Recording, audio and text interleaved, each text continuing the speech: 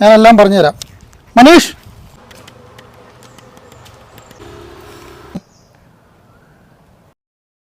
ഞാൻ വണ്ടി വെക്കുന്നിടത്ത് ആര് പൊതപ്പൊക്കെ കൊണ്ടുവന്ന് വെച്ചേക്കുന്നത്? അയ്യോ വരില്ല മേഡം, അതെന്റെ വകുപ്പാ. എന്ത് പണിയാ മേഡം ഈ കാണിച്ചത്? ആണോ? നീ ആരോട് വെച്ചിട്ടാ ഇതെല്ലാം ഇവിടെ കൊണ്ടുവന്ന് വെച്ചത്? ഇത് ഞങ്ങളുടെ ഏരിയ എന്ന് വെച്ചാൽ കാശുള്ളവരുടെ ഏരിയ. മേഡം, എൻ്റെ അച്ഛന് നല്ല സുഖമില്ല. ഇത് വിറ്റ് കിട്ടുന്ന കാശ് കൊണ്ട് വേണം. നിന്റെ അച്ഛന് സുഖമില്ലെങ്കിൽ ഞാനെന്താ വേണം? അയാളെ ഞാൻ എങ്ങനെ അറിയാനാ? മര്യാദയ്ക്ക് ഇവിടുന്ന് പോക്കോ, ഇല്ലെങ്കിൽ ഇതെല്ലാം കൂടെ എടുത്ത് ഞാൻ പുഴയിലോട്ടിടും. പോടാ.